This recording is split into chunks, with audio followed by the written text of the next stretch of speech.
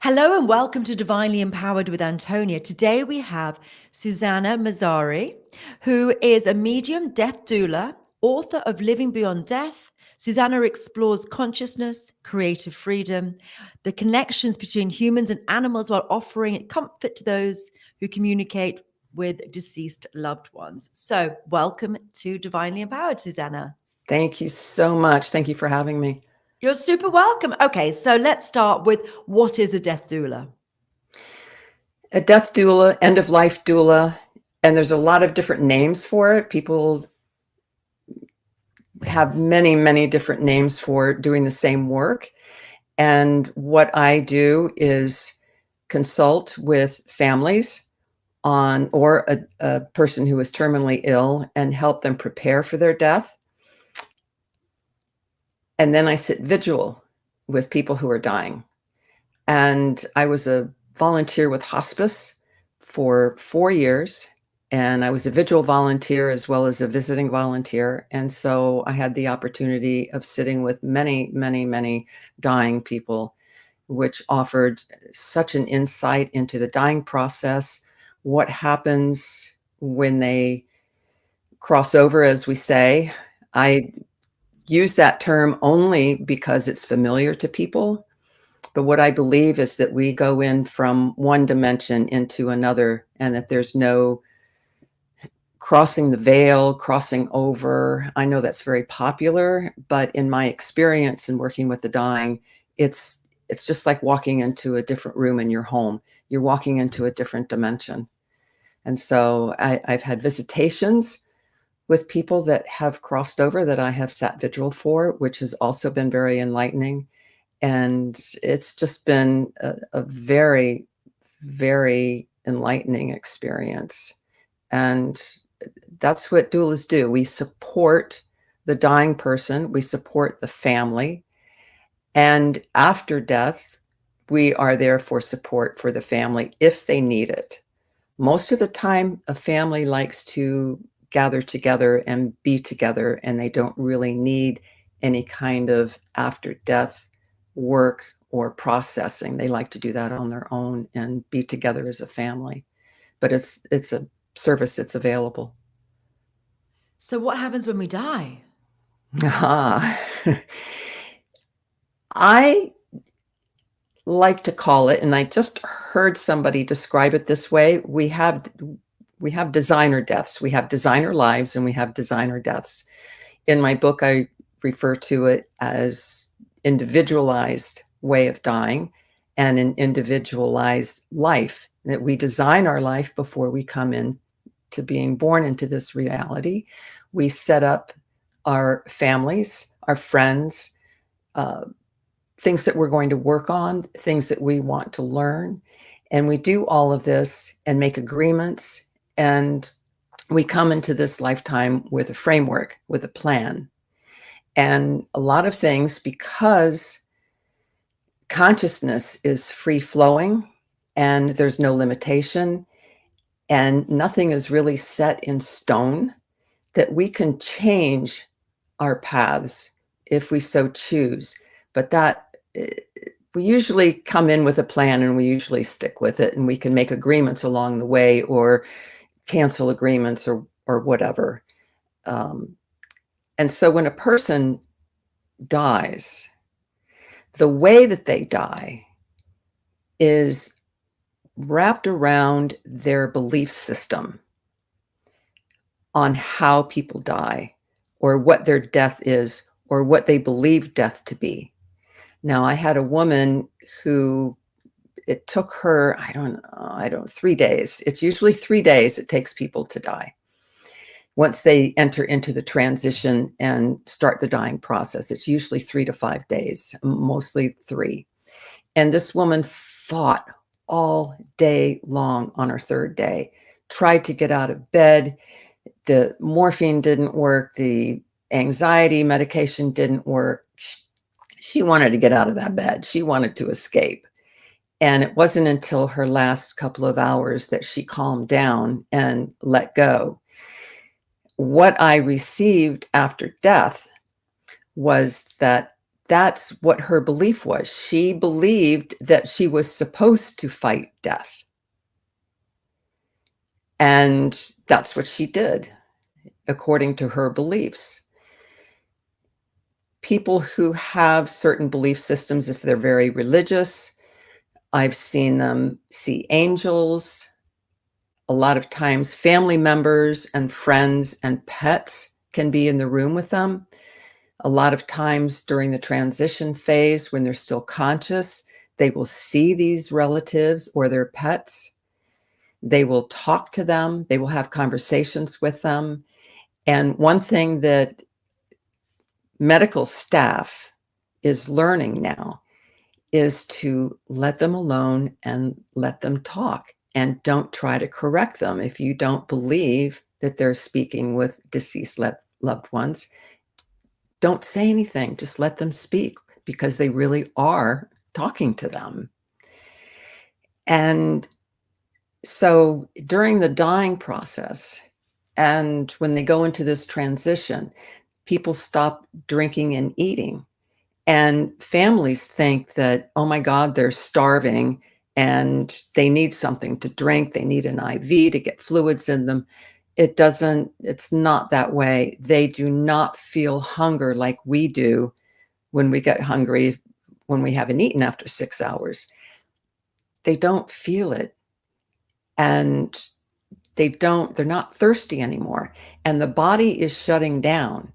And the body, we've been dying for a long time. Ever since man has been on this earth, we know how to die. It's genetically coded within us.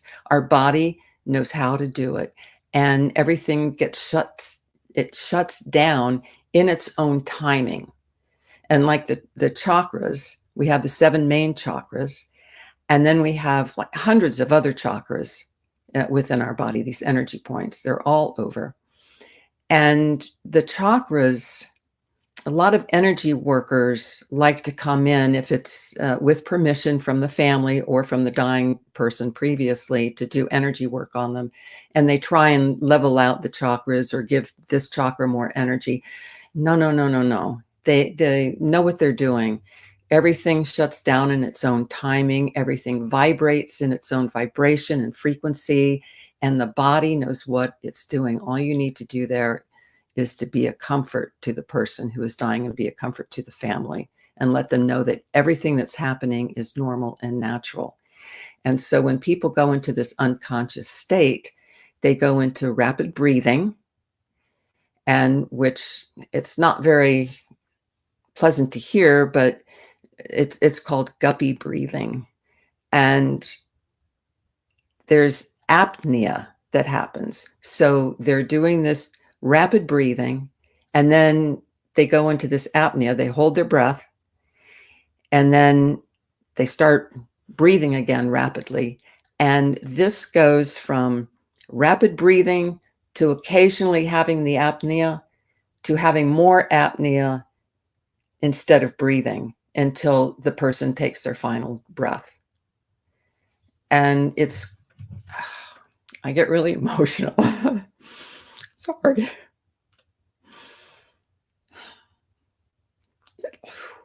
It's such a beautiful, beautiful experience to be with someone in the last page of their book of life here. And it is such an honor to be with the dying and to be of comfort. And all you need to do, you don't need to talk to them a lot, even though they do hear you up until the last moment that they're in their body. Talking to them sometimes creates a distraction for them, because they're so focused on leaving and so focused on dying, that when a lot of people talk to them while they're very close to the end, it can be a distraction. We don't always know. The person can't speak. So a gentle touch, holding their hand, gentle talking, quiet talking, and saying, you're doing a good job. You're doing a good job.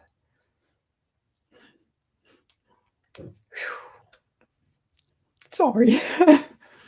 Beautiful. It's just amazing. And the people that do this work, I haven't done it since COVID. I haven't volunteered or helped a family since COVID. It just knocked everything else out. And then I began writing my book. And so that's taken off and on. It's been taken 3 years to do that. But there have been so many experiences that I've had working with the dying that it's just been an incredible education, really, and soul changing.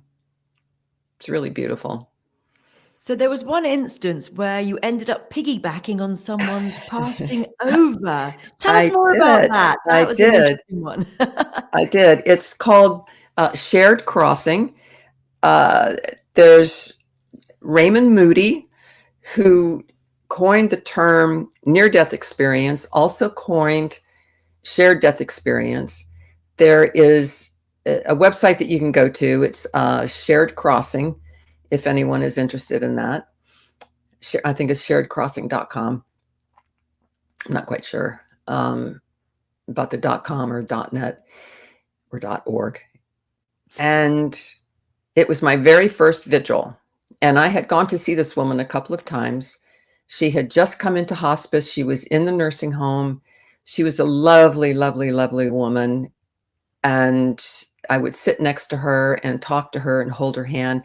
And she would take my hand and she would kiss it and just kiss it and kiss it. And she never talked back, but she always was looking at my face when I was talking to her. And then when I left, she would blow kisses and I would blow kisses back. And then I was called to sit vigil for her. I mean, she had transitioned within a day. I mean, it was very fast after she came into the nursing home. Very thin, very, very thin, had Alzheimer's. Most of the people that I sat with had Alzheimer's. I especially worked in the Alzheimer's unit. And her daughter-in-law was there sitting vigil with her also. And so I was able to talk with the daughter-in-law, and she told me so many things about the woman. She was deaf, so she was reading my lips. And she wasn't born deaf. I don't know what happened to her through the years, but she didn't want to get hearing aids because she couldn't afford them. She always had low-paying jobs, was a single parent, was married twice, but mostly a single parent, and had problems with her knees and other health problems. And so her daughter-in-law and I spent, I would say, probably 4 hours just talking and talking about her. And then the apnea began. And when it became closer to the end, and families and people sometimes do this, that when they hold their breath for long periods of time, we're like down looking at her like, okay, is this going to be the last breath or not? And then all of a sudden, she would start breathing again, and we go,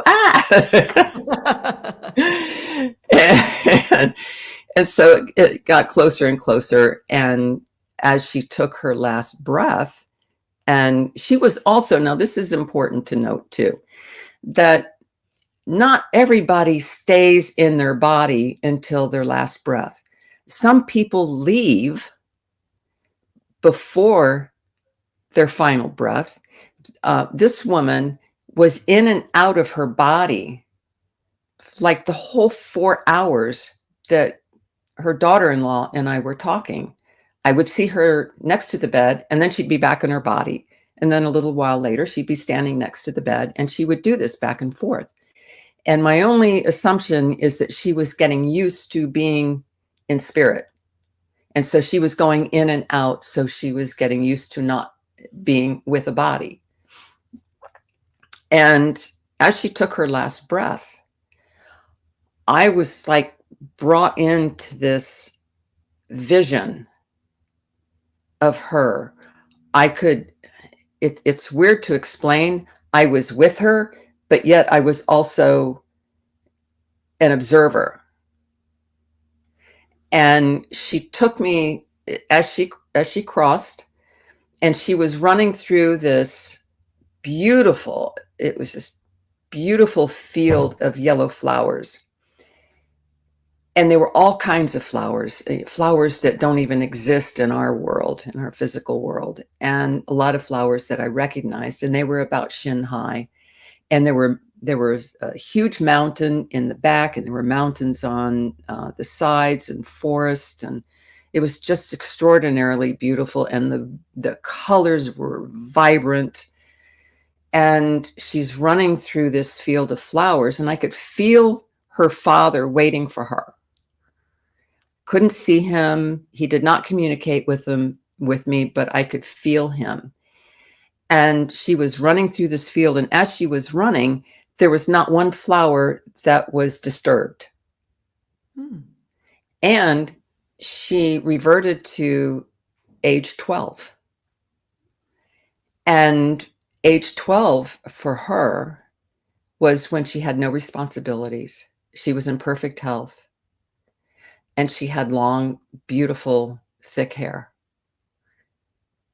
And it was, I'm surprised I'm not bawling my eyes out, because it was such a beautiful experience. And I was so honored that she would take me along. That is, here I go. That is how loving a person that she was and is, that she would think enough of me and be kind enough to me to take me along on her death experience.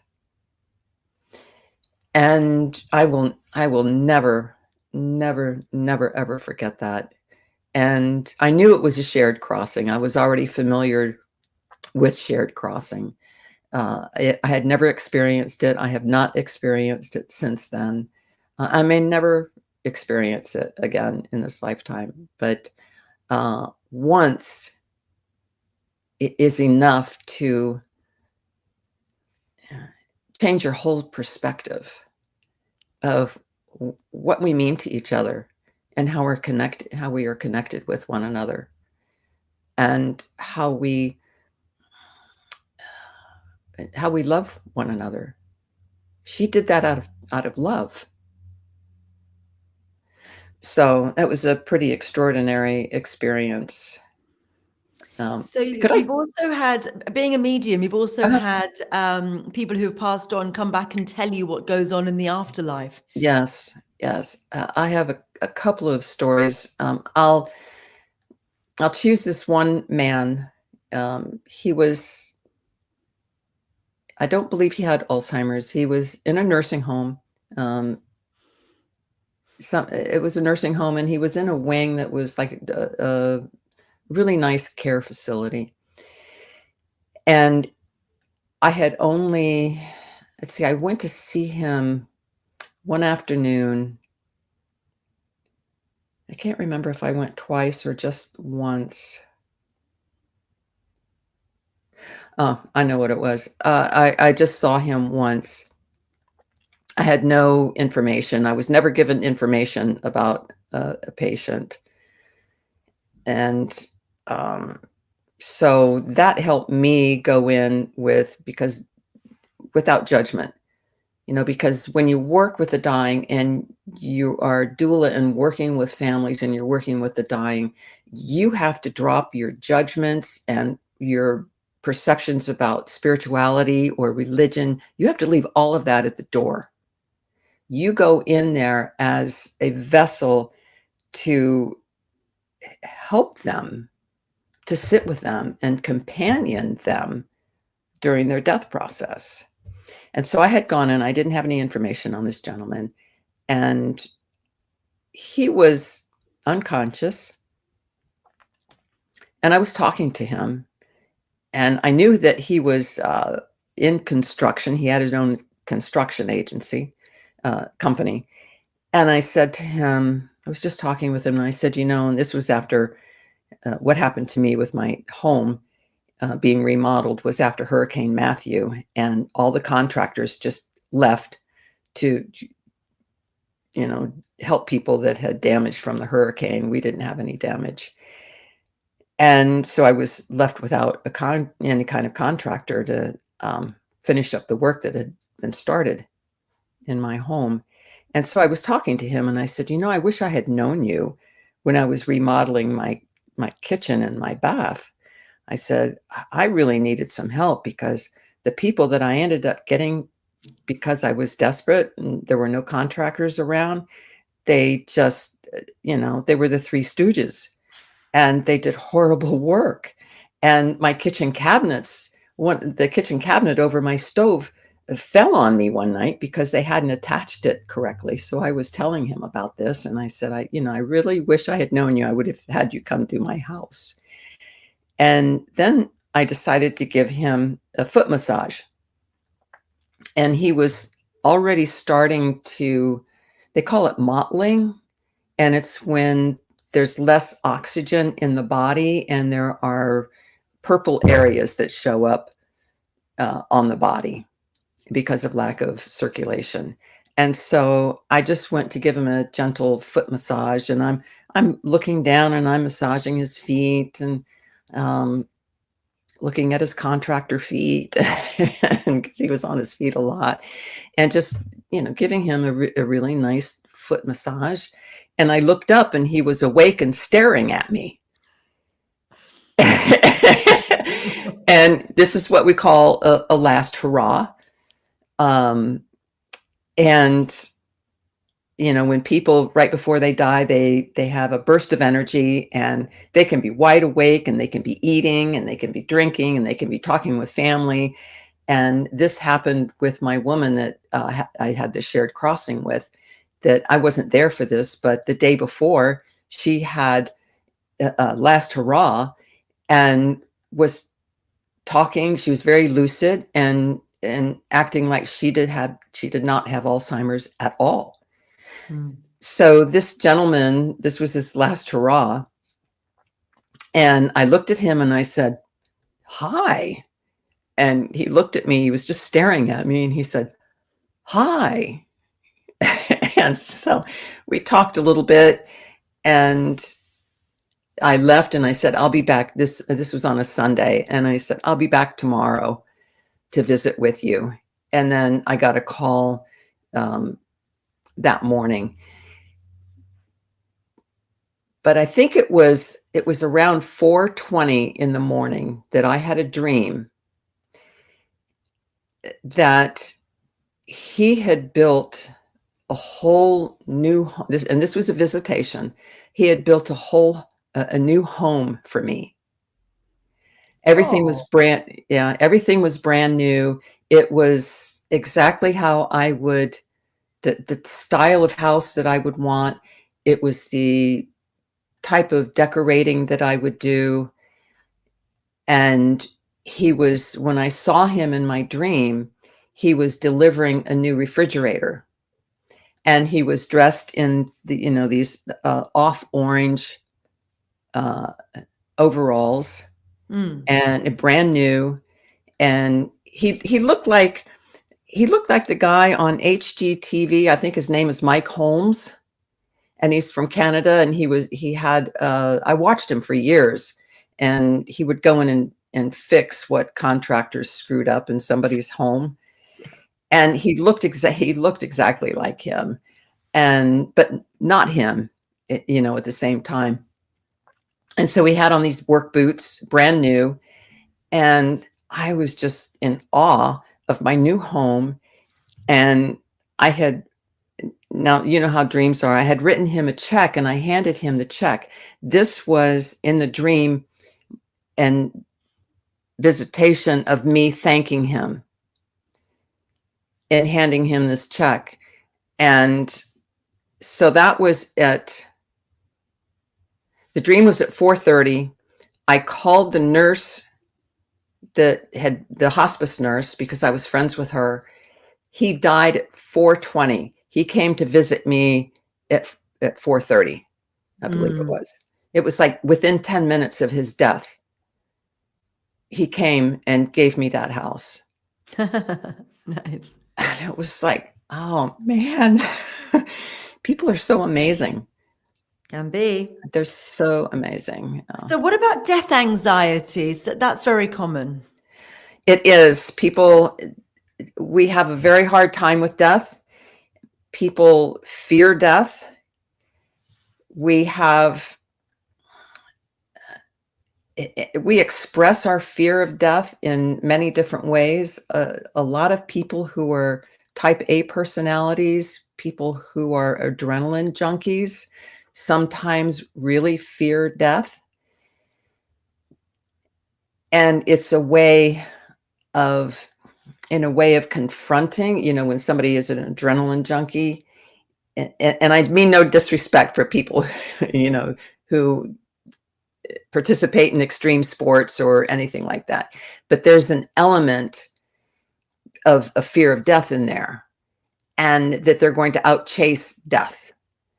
A lot of people who are A personalities, and they're constantly doing things and producing and workaholics. That's another form of fear of death, that they're trying to get in as much as possible into this lifetime and do as much as possible and to accomplish as much as possible before they die. And this is all subconscious stuff. This isn't conscious thinking. This is all subconscious stuff. And a lot of people have an outright fear of death, and it could be they don't fear death, but they fear, am I going to feel pain? Am I going to be in pain? Am I going to be incapacitated? Am I going to be a burden to my family and my loved ones? So there's that kind of fear. We have all kinds of fear around death. We don't like to think about our own mortality. And people don't get their wills done. They don't have any advanced care planning where they can put down in writing exactly what they want in their death. Whether that's so strange. I don't know. I decided to become a tree. I've done the tree pod. That's in my will. Have you seen that? Yes, yes. Take your ashes and make you into a tree. So I've decided to become a tree. Yes. And I have in my book, I have 2 chapters that deal specifically with doula work, what a doula is, and how to prepare for death. And it's in the art of dying. And there I have a whole list of things that you can do with your body, different ways that you can. What can you do with your body? Give us the list. Oh, God. There's a diamond. I know you can become a diamond, can't you? With your ashes. Yes. So there's a Viking burial at sea. Yeah. Oh, that's what I would do. I would want to be set on fire out in the. That sounds really cool. Out in the lake or something like that. There's sky burials. If you're willing to go to another country like Tibet, where your body is put on a rock, and a huge rock, and you let the vultures to take care of everything. That's called a sky burial. But you want to have a fresh corpse for that. If you die in America or something. That's what I'm saying. Yeah. I don't know how you would get there. You'd have to be put on ice and so forth. But that's one thing. You can cryogenics. I don't know. It's or put on ice and resurrected in the future. When you freeze your body or you freeze your head,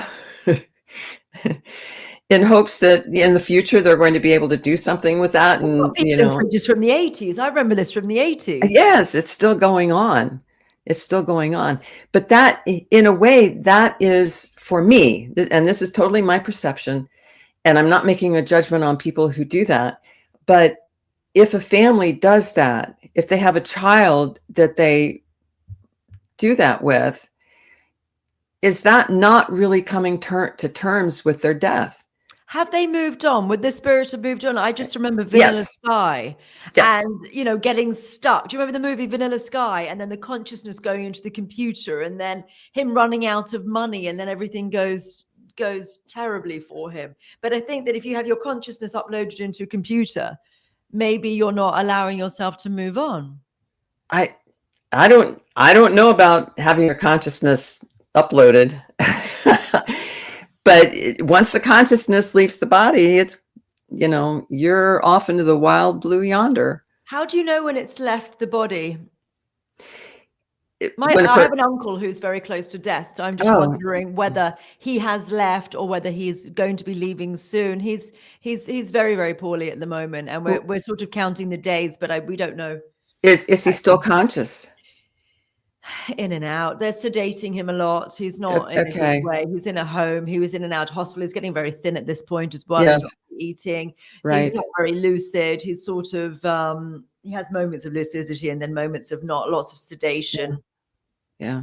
It doesn't sound like he's transitioned, but he's not fully into the dying process. He's in the dying process, but it sounds like he's not close enough. But the dying will surprise you. You might think they have another 3 days and they could turn and be gone within 10 minutes. You know, yeah, they think he's going to be gone by Christmas, but you know, it's really hard to know this sort of stuff. And he could have a few weeks or longer, but he's bedridden. I mean, what's his name? First Harman. Name. Just John? John Harman, yes. Can you tune in?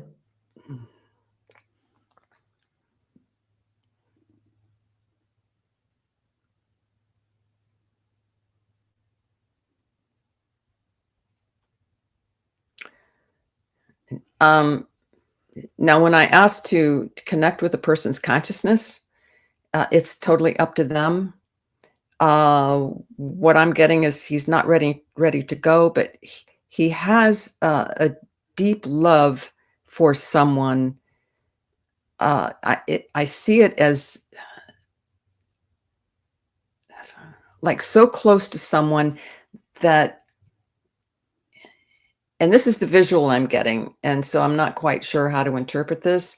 The visual I'm getting is him lying on a bed, and then, like, you know how blood, what they call it, lividity, and where blood will pool when a person dies, and blood will pool. It kind of feels like that is underneath him. And I'm not quite sure how to, like, inside of him, but like on the bottom, if he's lying on his back, it would be very close to the skin, and it kind of molds his body. And it's brown. I see it as brown.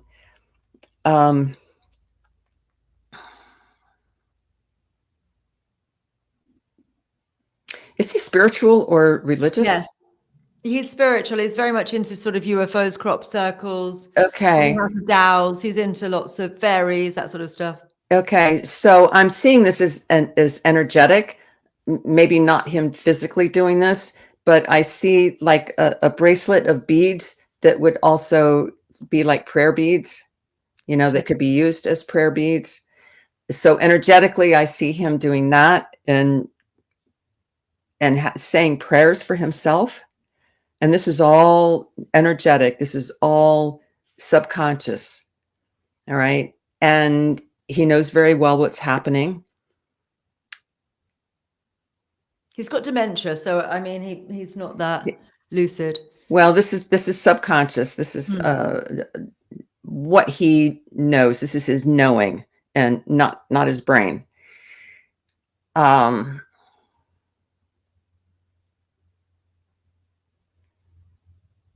It's going to be very peaceful for him. He's expecting a very peaceful death, and he's ready.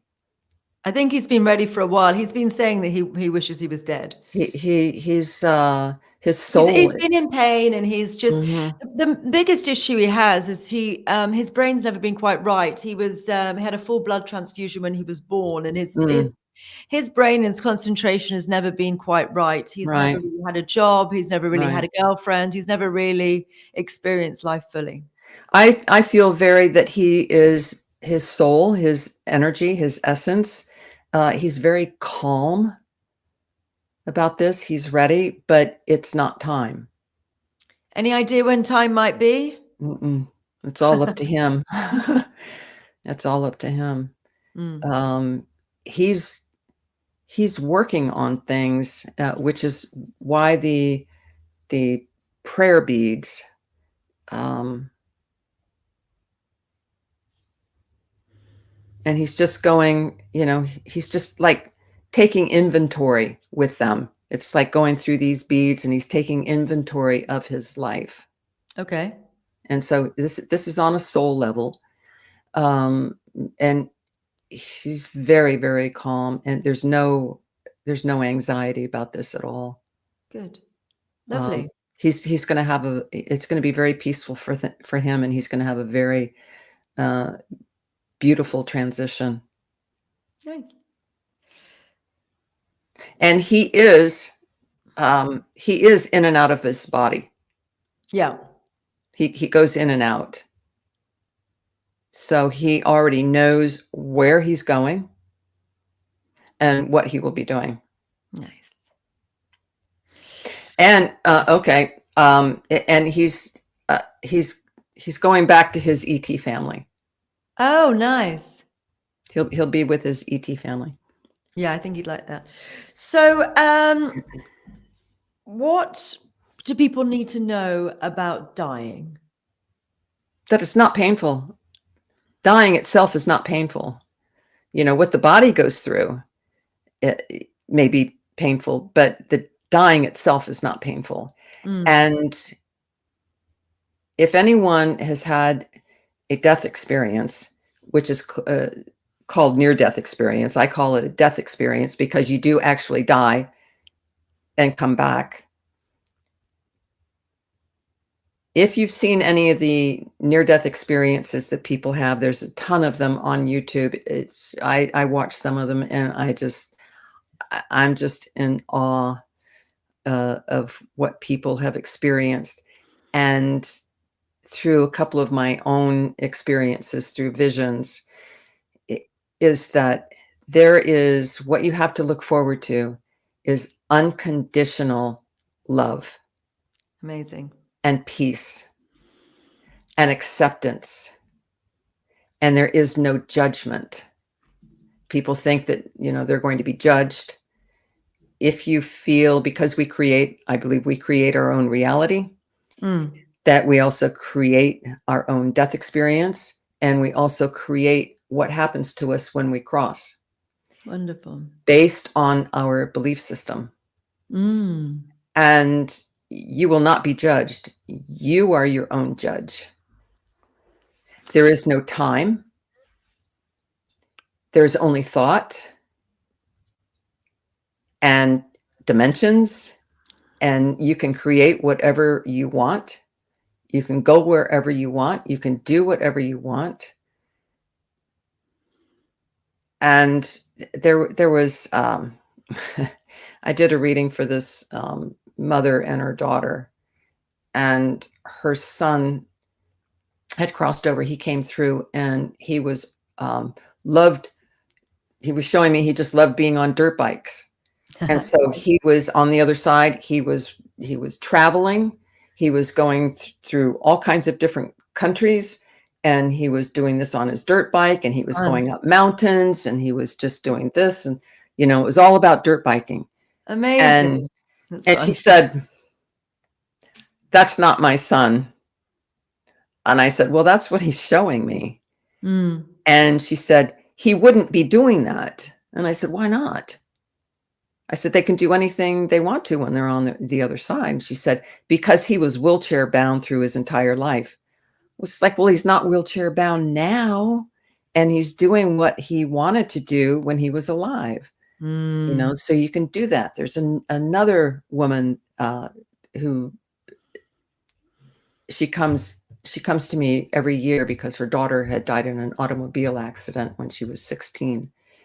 So this young girl who died at 16 had created a farm for helping horses who had died violent or tragic deaths. And each year, what this girl is doing on the other side is expanding. And when I did a reading for her mother, which was almost a year ago, it'll be a year in December, she had given the farm to another young girl who had passed. And this other young girl was taking care of the horses and the farm and so forth.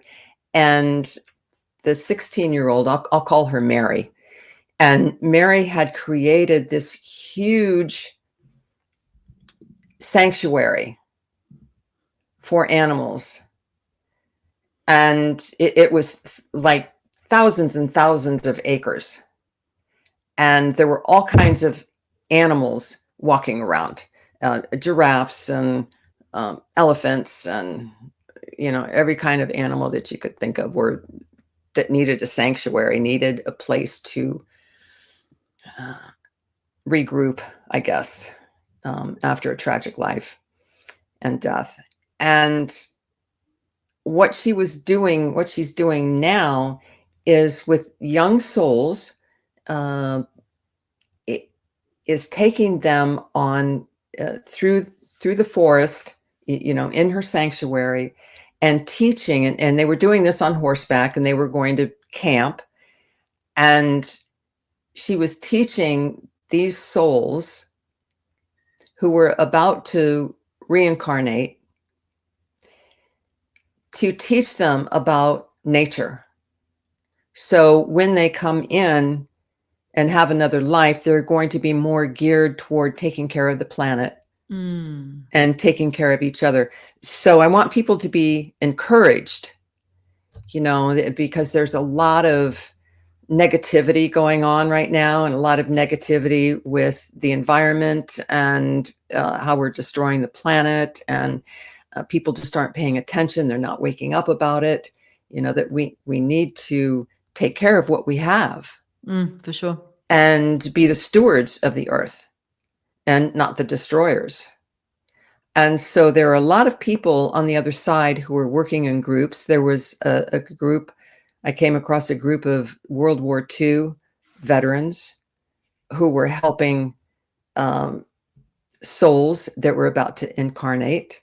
And so there's a lot of work being done by people, by souls on, quote unquote, the other side, that are assisting souls that are coming in. And so there is something being done, and it's just going to, have to go through the process and generations, but we're starting that. There's people on the other side who care, and there are souls that care, and they are coming into this reality to change things, and they will, but it's going to take time. And so it's, I keep a positive outlook, and I believe in humanity. I'm not always pleased with human beings on a one-to-one basis, but we are so powerful. Our consciousness is unlimited, and we put all of these restrictions on ourselves and other people, and we are such powerful creators and co-creators, and we have the ability. We could make this world a paradise if we wanted to. We're not sent here to suffer. We choose to suffer. That is true.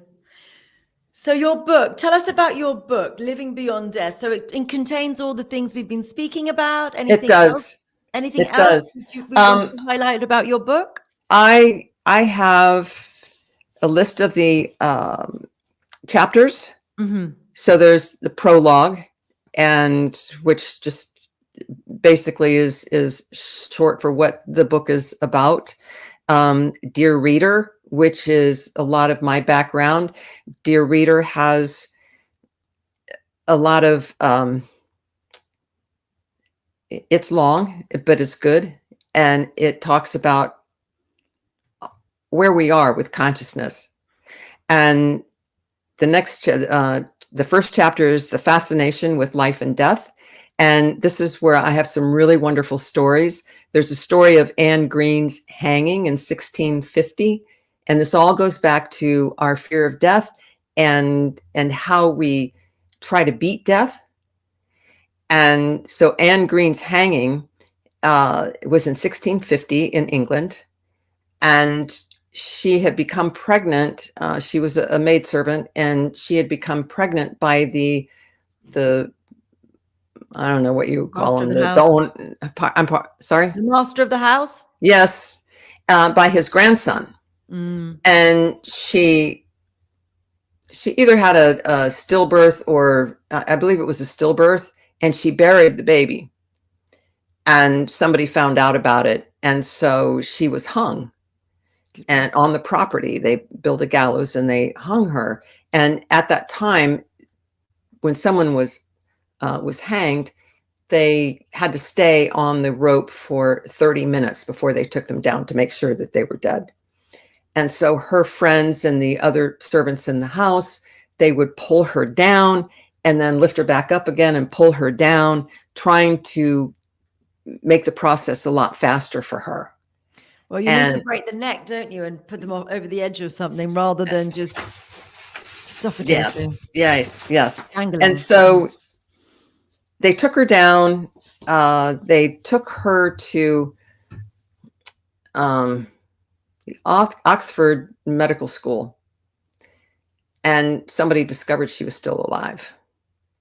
And so they pounded on her chest. There's several stories. When I looked all of this up, there were several stories. The one that I went with was that he had stomped on her stomach and her chest and to try and revive her. And then eventually she was revived. And then in 1769, there was the Anne Wortman drowning in Amsterdam. And they revived her. They took her to a tavern into the upper floor and had the apothecary come. And what people did to revive, and this is all how we have come to having CPR and reviving people and using, the electric, what do you call it? Defibrillator. Yes.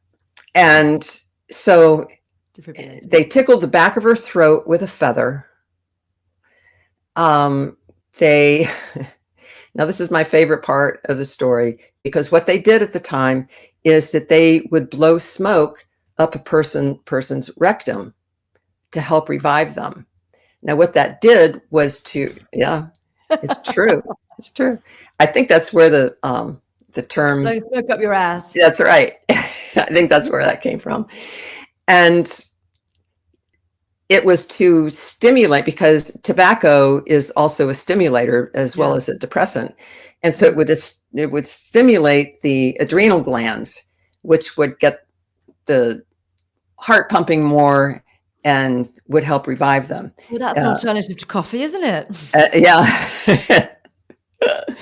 So they revived her and they put warm compresses on her and blankets and rubbed her down with something, rosemary and something else. And she came back to life. But there's a whole story of how during the 1700s, 16 and 1700s, they used to revive people. And it's really fascinating. And so, and then it goes in, with our fascination with life and death. And then the next chapter is life, creative freedom, and the fear of death. And so I go very deeply into our fear of death. And then the art of dying. And the next chapter is dying well with an end-of-life doula. And so that goes into what a doula can do for you and what it's all about. And there's It's every chapter is filled with consciousness and dimensions and things that we are capable of. And then the next chapter is Finding Consciousness. It's a very good chapter.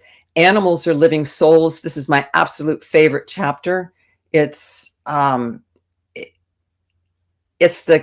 go into deeply about the consciousness of animals and how we can learn from animals and stop treating them the way that we do.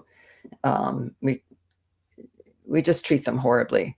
And they have such a high level of consciousness that we really need to take a look and learn from them.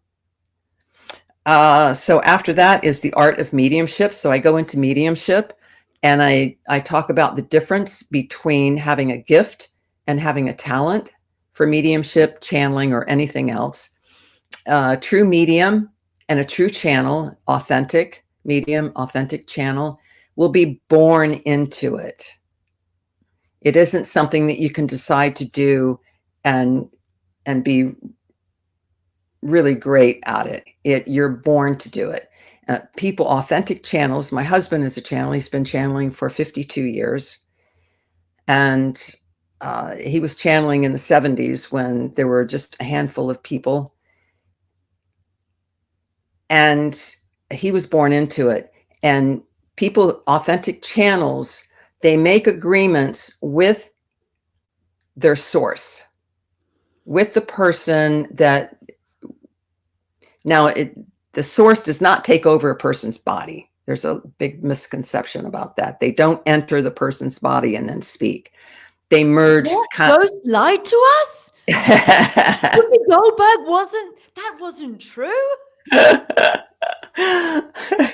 It's just a merging of consciousnesses. Now, my husband, he doesn't care for the word channel. He thinks it's been overused, and he calls himself like a sleep channel because he doesn't remember anything. He goes, it's not a trance. He just moves himself out of the way, and his source personality merges with his consciousness and gives us information. We have a lot of YouTube videos, both on his channel and my channel. And we try and put one out once a week. Sometimes once every 2 weeks, we'll put up a new video. And so with channeling and mediumship and with any other gift that you have, whether it's music or sports, you were born into it. And you get nudged along the way in your lifetime to nudge you in that direction. Now, everyone is born with all possibilities within them. So if you have a talent for mediumship and have a talent for channeling, it is something that is already within you, like everybody else walking the planet. It's like intuition and inspiration and everything else that that comes along with us being human. Since we're born with all possibilities within us, you can develop healing, energy healing, mediumship abilities, channeling abilities, but it doesn't mean that you were born into it. Does that make sense? You can have the talent for it, but you may not have the gift for it. Does that mean that you're less good at it? Yes. Right.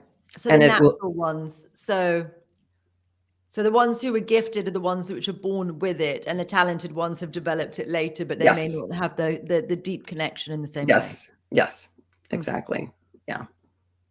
That kind of sums things up very well. But I go into it. It doesn't, it's like a gift and talent are so close together. But if you're born into it, you have both. You have both the gift and the talent. If you're not born into it, you may just have the talent. Okay. Is that the last chapter in the book? No. Dreams, dimensions, and imagination. That is, to me, exceptional. That's an exceptional chapter because I go into all kinds of different dreams,